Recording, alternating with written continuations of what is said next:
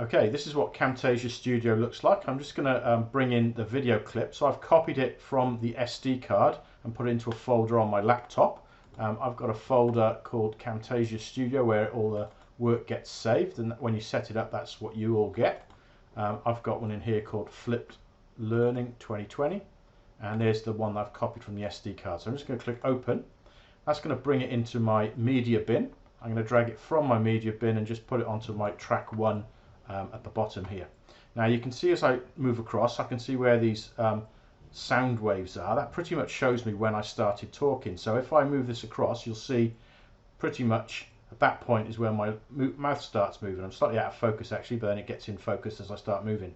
So I'm going to go up to that point just before I start talking, and I'm just going to split the track, and I'm going to click on and then press the delete button on my keyboard to get rid of that other bit, and I'm going to move it along.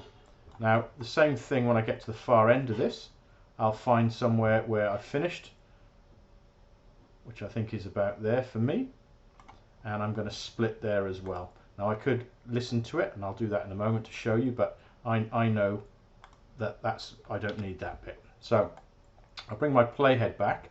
I can zoom this in a bit more to get a bit more detail if I want to see, and then I click the play button and we're ready to start using it again.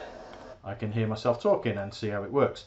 So any other edits I wanted to do, if I decide there were bits I didn't want, I can just literally split them and then delete the bits and move the timeline up. If I wanted to put something on the board, I can do that. I'll show you that in a minute. But the first thing I want to do is I want to actually turn the video the other way around. So at the moment you'll see I'm right-handed, and because I'm drawing on the screen on my side of the screen, it's coming out the wrong way around. So I'm going to click up here on my video in the play view, click properties. Oops, sorry, I already have properties open. Click properties, and you'll see here there's one where it says Y value. Now if I change my Y value to 180 and press enter, watch what happens.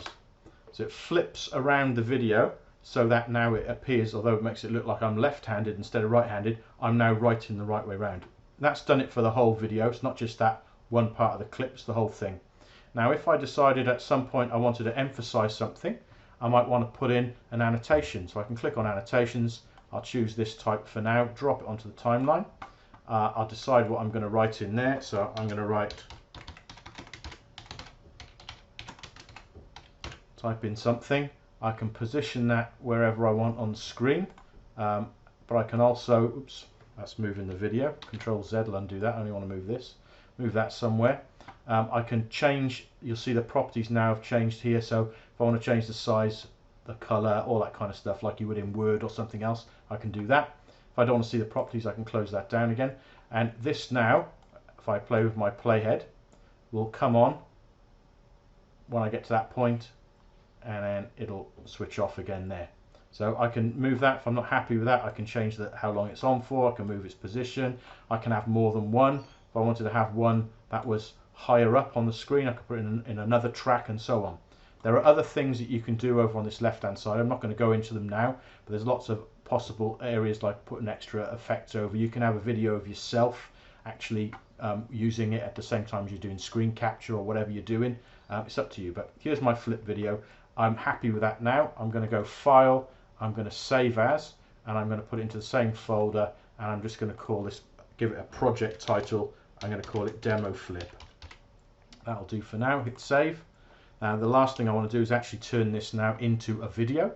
So I click on Share, choose Local File.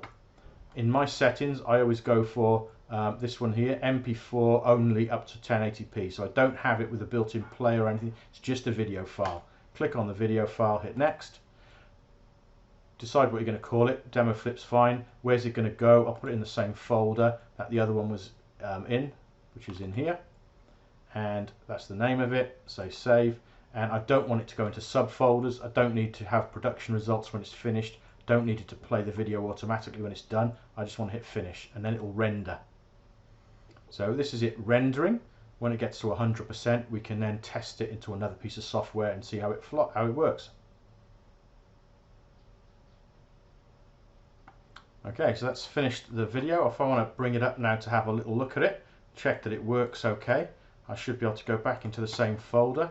So for me, that folder is in my documents, and it is inside my Camtasia Studio, flipped learning, and there's the video that's just been created. If I double click on it now, that should open with... Okay, we are set, we're good to go. We have sorted out the flipped learning and we're ready to start using it again. There we go. So I'm happy that that works. Now all I've got to do is decide where to put it. So I can put it into a number of places. I can put it into YouTube. I can put it into one of our SharePoint drives. I can drop it into Teams. It's up to me where I put that. And you can reuse it as many times as you want. Good luck.